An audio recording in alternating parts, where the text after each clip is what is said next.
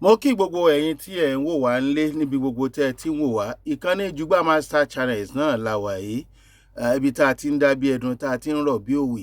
A ti sọ fún yín wípé lórí ètò wa lórí ìkànnì wa Bitter Truth ni a ní fi pamọ́ bọ́lọ́run bá ti gbé rán ni kéèyàn ó jẹ ni. Torí pé tó ń lọ lórílẹ̀‐èdè Nàìjíríà yìí ó dàbẹ̀ pé ó ti fẹ́ mọ́ kọjá bó ṣe yẹ. Ta ló ń ṣèjọba? Ta níjọba? Ṣe bí ẹni tí àwọn ènìyàn dìbò yàn gẹ́gẹ́ bí ààrẹ náà sì ni ààrẹ. Èwo wá ni ti àwọn amúgbálẹ́gbẹ̀ẹ́ tí wọn ò múgbálẹ́gbẹ̀ẹ́ ààrẹ tí wọ́n dá wà láyé ara wọn tí wọ́n dẹ̀ ń pàṣẹ bí ààrẹ. Kì í ṣe pé wọ́n ń pàṣẹ bí ààrẹ nìkan, wọ́n ń pàṣẹ fún ààrẹ ni wípé ìtígbìmọ̀ àwọn fẹ́ leléyìí, ìtàwọn dẹ̀ fẹ́ nù. Ẹ̀yin náà ti mọ àwọn tí à ń sọ. Ṣé rí tí ò bá sí òjò tó rọ̀ tí ó kẹyẹlé pọ̀ má díẹ̀, òjò tó rọ̀ ló sọ àlàpàdé àmúgùnféwúrẹ́, torí pé bójú ọ̀bá wọlé kò ní dàlàpà. Àwọn northerners náà ni àwọn oníṣàríà. Ṣé àkúkú ní dákẹ́ a sì ní wòran? Tọ́rọ̀ bá wá ẹjẹ́ á sọ ò. Ṣe ló dàbí ìgbà tí èèyàn ń gẹṣin tó ń sọ̀pàkọ́ lùké, ṣé kò ní padà rí bọ́? Ṣé àwọn oníṣàríà yìí wọn ò ní padà bà ẹ̀sìn Islam jẹ́ nítorí wípé kò sí nǹkan kan tó yẹ kó mú èèyàn fi ẹ̀sìn rẹ̀ lé ẹnìkan lọ́wọ́ ní dandan. Lẹ́yìn ìlú kò sí òfin kankan tó yẹ kó borí constitution ìlú. Àwọn ẹni yìí mọ̀ bẹ́ẹ̀ wọ́n sì tún ń ṣagídí. Màá fi fídíò kan hàn yín. Àwọn Council of Sharia, ṣe mọ̀ wípé gbogbo Council of Sharia tá à ń sọ ń sìn àwọn northerners yìí òṣèlú ni wọ́n fi ń ṣe. Wọ́n dẹ̀ fẹ́ fi òṣèlú yẹn by all means bàlújẹ́. Wọ́n ti tax bàbá ààrẹ Bọ́lá Ahmed Tinubu. Wọ́n ti sọ nǹkan táwọn fẹ́. Ṣé mọ̀ pé tí wọ́n bá fọ fún fèrè ni fèrè máa ń fọn jáde. Torí pé gẹ́gẹ́ bí tọ̀dọ̀ tiwa àwa ò fẹ́ gbà wípé nítorí ẹ̀sìn nìkan ni wọ́n ṣe ń ṣe nǹkan yìí. Toró yẹ kí làákàyè sọ fún wọn wípé you cannot force anybody to accept your doctrine or religion. But now àwọn eléyìí ò fẹ́ gbọ́.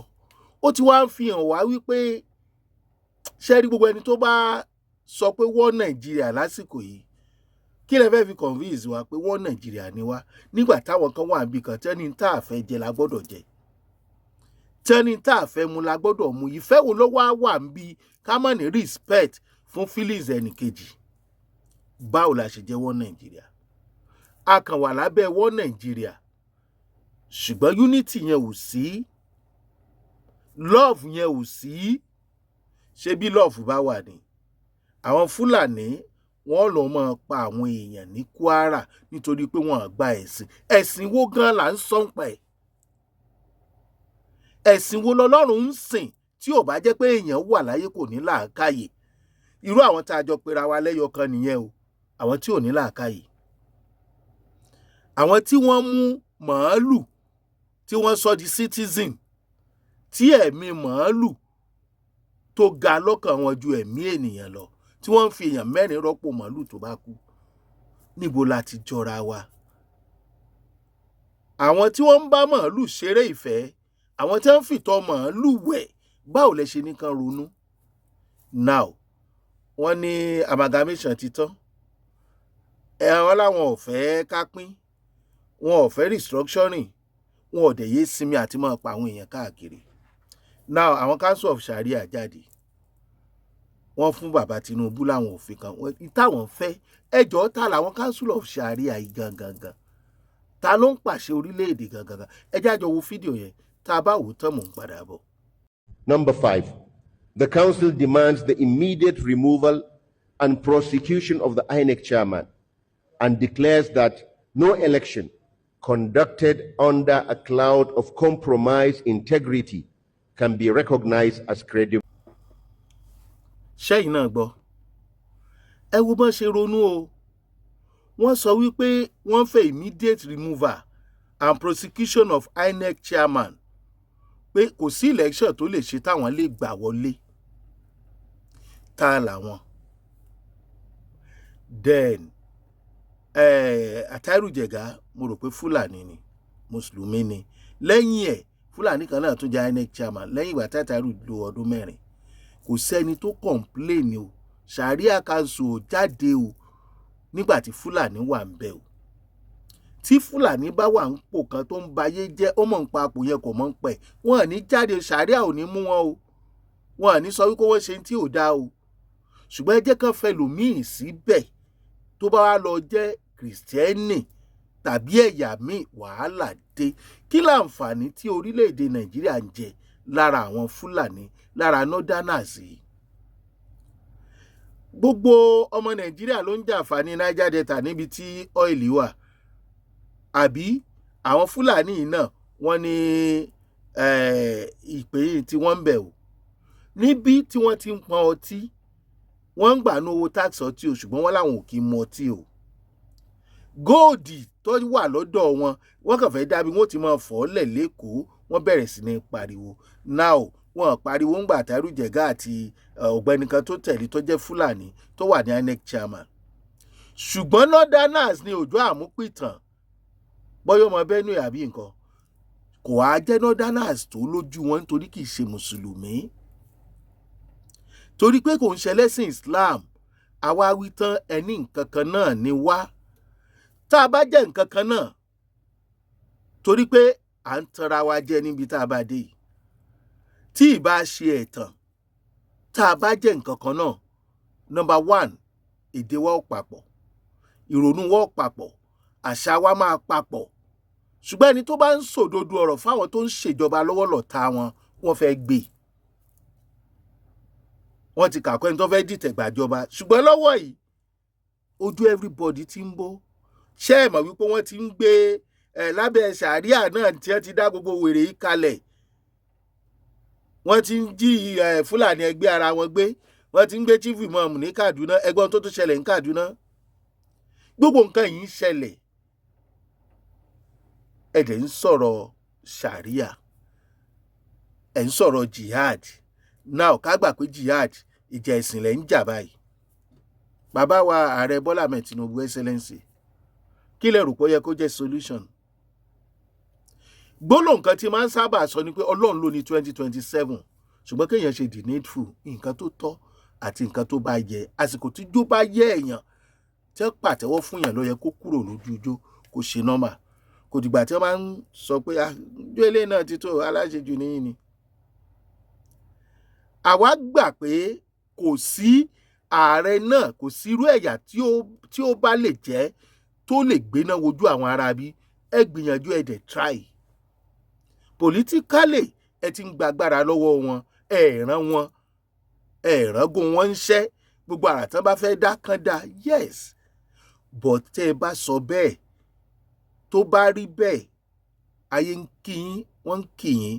Àmọ́ oníṣàríà, ẹni tó sọ̀rọ̀ tán ń sìn, tí wọ́n ní kẹ́ ẹ yọ Òjó Àmúpìtàn, èní èkejì, wọ́n ní ẹ gbọ́dọ̀ rí pé Sharia múlẹ̀, pàápàá jùlọ ní Southern Nigeria àti ní gbogbo orílẹ̀-èdè Nàìjíríà. Ẹ jọ̀ọ́, ṣé gbogbo wa ní Mùsùlùmí? Yéè! Àwọn aráabí fẹ́ dá ìjà ẹ̀sìn lẹ̀ nítorí òṣèlú. Ẹ̀yin Mùsùlùmí tẹ́ ẹ wà ní apá ọ̀dọ̀ wa ń bí, tẹ́ ẹ bá fi pé àwọn eléyìí wọ́n ran yín, wọ́n ti ń jí Northerners ẹgbẹ́ wọn gbé tó jẹ́ Mùsùlùmí. Torí àwí tán àwọn alákatakítí àárín wa, pàápàá jùlọ ọba kan nípínlẹ̀ Ọ̀ṣun, ọmọ kékeré ara rẹ̀, ọlọ́pàá àwọn Fúlàní rọra, onígbà èèyàn dáadáa ni wọ́n. Ṣé àwọn tó ń jíra wọn gbé wọn ò ní bayé aráàlú jẹ́? Àwọn tó kó rọra àmì ni wọ́n jẹ́ fúnlùú yẹn. Bí ẹ ṣe gba Kwara, wọ́n sì máa gbàlú yẹn lọ́wọ́ ẹ̀. Ṣùgbọ́n bànújẹ́ ní ìtẹ́ ẹ̀ máa jẹ́ fún àwọn ọmọ Yorùbá, torí ọba olóṣèlú ni, ọba ẹlẹ́sìn alákatakítí ni. Nísìn nígbà tí Sharia Council ń pàṣẹ fún bàbá wa, ẹ̀yin èèyàn mi, ọmọ Yorùbá, ìran wa, kí ló yẹ ká ṣe? ká fọwọ́ dẹ́rán ká máa wòran àbí. Plan wọn láti lé àmúpìtàn òjò ni pé wọ́n fẹ́ ṣe èrú ìbò 2027 wọ́n dẹ̀ mọ̀ pé tọ́mọ wọn bá wà ń bẹ̀ yóò gbọ́rọ̀ sí wọn lẹ́nu, tí mùsùlùmí bá wà ń bẹ̀ yóò gbọ́rọ̀ sí wọn lẹ́nu. Bí wọ́n ṣe ráìdì Jonathan nígbà ayé Goodluck náà ni wọ́n fẹ́ ráìdì Bọ́lá Ahmed Tinubu excellency léyìí tí ò possible. Ọmọ olódò dẹ ọkọ̀ ìyá Fúlàní. Ṣé ẹ rí control táwọn people yìí ń gbé wáyìí tí wọ́n bá mú jẹ gbogbo ọmọ Nàìjíríà tẹlẹ́sìn kìrìsìtẹ́nì dẹrú mùsùlùmí lábẹ́ northerners, not only northerners o, Fúlàní. Tí o bá jẹ́ mùsùlùmí tó jẹ́ northerners gan tó kì í ṣe Fúlàní ò kì í ṣe mùsùlùmí. Bẹ́ẹ̀ ni, which way forward? Bàbá, ṣé ẹ rò pé enough is enough? Ó yẹ kó tó gẹ́ nípa fífi agbára mú àwọn èèyàn láti ṣe ẹ̀sìn. Torí ẹ̀ náà ṣe pa àwọn èèyàn rẹpẹtẹ 170 something ní Kwara. Wọ́n dẹ̀ tún jáde ń sìn. Irú ẹni tó jáde tó sọ̀rọ̀ yìí sà, ó lè jẹ́ for security reason lẹ́ẹ̀ fi lè gbé wọn àti Gumi o. Ó yẹ kán ti gbé. Tó bá jọ ọmọ Yorùbá kan ló sọ bẹ́ẹ̀ tàbí Ìgbò kan, wọn ò ti gbé tó ń force Ààrẹ láti ṣe nǹkan. Gbogbo àwọn tó pera wọn lẹ́lẹ́sìn tí wọ́n ń force èèyàn láti tẹ̀lé doctrine tiwọn léyìí tí ò sí nínú òfin. Sáà bitter truth ni òfin Sharia yìí wọ́n fẹ́ gbé lérí constitution lórílẹ̀‐èdè Nàìjíríà. Then ọ̀nà táwọn èèyàn yìí ń gbà ronú, ẹjọ́ ṣé èèyàn ni wọ́n? Ẹ bá ń fi sábẹ́ comment section kí ni wọ́n? Àwọn Council of Sharia yìí ń dára gan o. Kẹ́ẹ̀dẹ̀ mọ̀ wípé Fúlàní ló ń govern Council of Sharia kì í ṣe Haúsá. Táwúsá bá wà nù ó kàn wà nù wọn ni. Àwọn Fúlàní ń lo àwọn kan nínú wọn, wọ́n sì padà jẹ̀dí wọn mọ́lẹ̀. Ṣé ẹ rò pé nǹkan míì ń ṣe àwọn pípù yìí?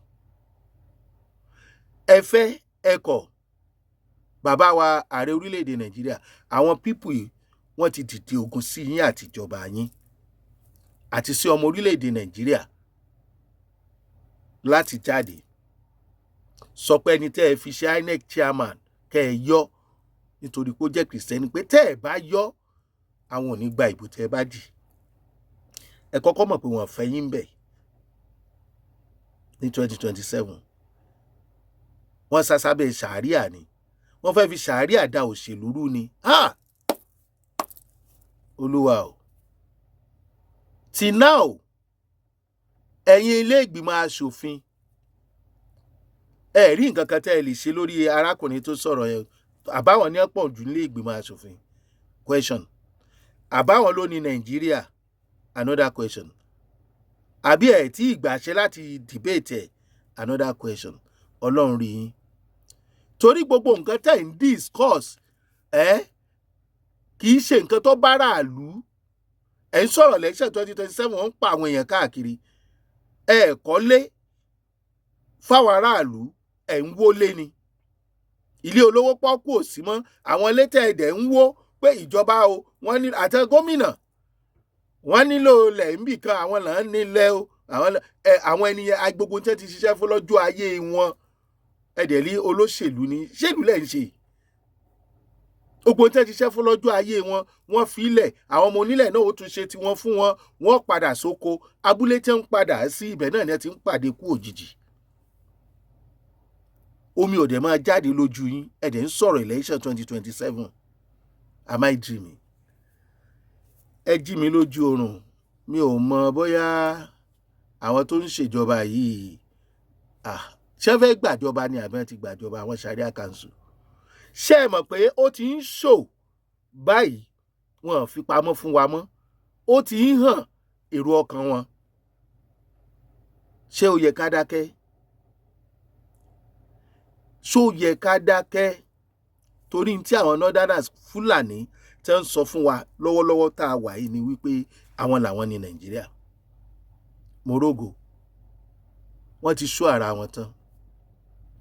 Àwọn ni terrorist, àwọn ni báńdíìtì, àwọn ni Sharia, àwọn ni Miyetti Allah, àwọn ni wọ́n gbé K47 kiri, àwọn ni wọ́n ń ju bọ́ǹbù, àwọn ni Bello Tọ́jí, àwọn ni Lakurawa, àwọn ni Boko Haram. Èyí tó dìdí Sultan tiẹ̀ fi jáde tó ní tí wọ́n mì báyìí Boko Haram kọ́ yẹn, wọn ò sọ pé haram nìwé kíkà. Ìtàn sọ ni wípé àwọn tó kàwé yẹn gan, tí wọ́n wà educated gan, àwọn literate people, pé wọn ò ṣe dáadáa. So àwọn tí wọ́n ń gbébọn kiri ni wọ́n lè ṣe dáadáa. Jonathan kọ́ léèwé fún yín, iléèwé àlìmọ́jèrè, ẹ pàtì ẹ̀ lọ. Nígbà tí Sultan bá ń defend Boko Haram, tí ẹ sì ń strike, tí Trump strike lẹ́yìn ìkúlé Sultan, tí ò sọ nǹkan kan, ẹ jọ̀ọ́ ṣé Sultan ò mọ̀ pé àwọn pípù wà lẹ́yìn ìkúlé wọn? Gbogbo ẹ̀yin tẹ́ ń ṣe orílẹ̀-èdè Nàìjíríà lọ́lọ́run ó ṣe o, á ṣe yín tọmọtọmọ, á ṣe yín tìrantìran.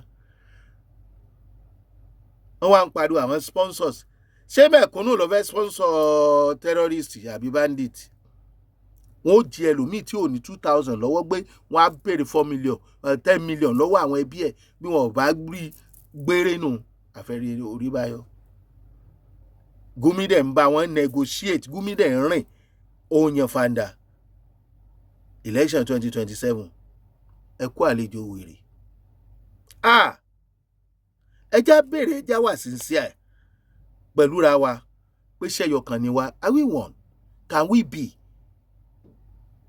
Torí pé religious tiwa tá a nígbàgbọ́ nú ẹ̀, àṣà tiwa tá a nígbàgbọ́ nú ẹ̀, ìgbàgbọ́ wa ó yàtọ̀. Ìyẹn lásán ti sọ fún wa wípé a kì í ṣe nǹkan kan náà torí ìrònú wa ò dọ́gba. Another question, ṣé Sharia Council ló ń rúùlù wa ni àbí constitution? Bóyá iléeṣẹ́ ìjọba àpapọ̀ lè dá wa lóhùn, torí tí wọn ò bá dá wa lóhùn àfi kán gbé arákùnrin chairman àwọn Sharia Council yìí o, bàbá wa Bọ́lá Ahmed Tinubu, má ti wà sinmi, àárín ọ̀tá ló wà. Ṣùgbọ́n ẹ mọ̀ jíṣẹ́ tọ́lọ́run rán yín o, èyí tọ́lọ́run rán yín lásìkò yìí ni kẹ́ ẹ jẹ́ o, ẹ dẹ̀ mọ̀ ní tọ́lọ́run rán yín lásìkò yìí. Amalgamation ti pín, àwa ò ní kẹ́ ẹ pín, àní kẹ́ ẹ restructure, ṣùgbọ́n ẹ ṣe ń tó bá tọ́ àti nǹkan tó bá yẹ. Torí bí bẹ́ẹ̀ kọ́, gbogbo ayé ló ń béèrè lọ́wọ́ ara wọn wípé tẹ́ ẹ bá kúrò ńbẹ̀, tí Trump kúrò ńbẹ̀, ìbá àjẹgbẹ̀rún ọdún lénìí, tí àwọn northerners bá di ààrẹ, kí ni yóò ṣẹlẹ̀ sí àwọn ìran yòókù tí wọ́n bá di ààrẹ? Kí ni yóò ṣẹlẹ̀ sí orílẹ̀-èdè Nàìjíríà? Àjẹ́ndà àwọn Fúlàní ti fojú hàn gedegede. Ẹ mọ̀ mẹ́ni tó bá ń sọ̀rọ̀ o, ẹ mọ̀ fọlọ́pàá gbẹ́ni tó ń sọ̀rọ̀ o, torí olóòótọ́ ìlú lòsìkà ìlú o. Ìbínú Ọlọ́run dẹ̀ ń rọ̀ dẹ̀dẹ̀. Ẹni tó bá jálé lórí, á jálé lórí tọmọtọmọ ni, àfi ẹni tó bá sòótọ́. Bitter truth làwa ń sọ, ẹ̀yin olóṣèlú yìí, ẹ lọ ṣọ́ra kẹ́ ẹ dẹ̀ bẹ̀rù Ọlọ́run, ẹ ṣe tó tọ́ àti nǹkan tó yẹ. Bitter truth fẹ́ni tí ara rẹ̀ ò kò tọ̀rọ̀, àti fún ẹni tó Ọlọ́run fìràn tó fẹ́ sọ. Jùgbọ́n Master Channels lẹ ti ń wò wá, Ṣeun Agboola lórúkọ tèmi. Ìyanu Ọlọ́run á ṣẹlẹ̀ lórílẹ̀‐èdè Nàìjíríà o. Are we one? Ẹ fi sábẹ́ comment section. Ṣé bá a ṣe máa bá a lọ́dún?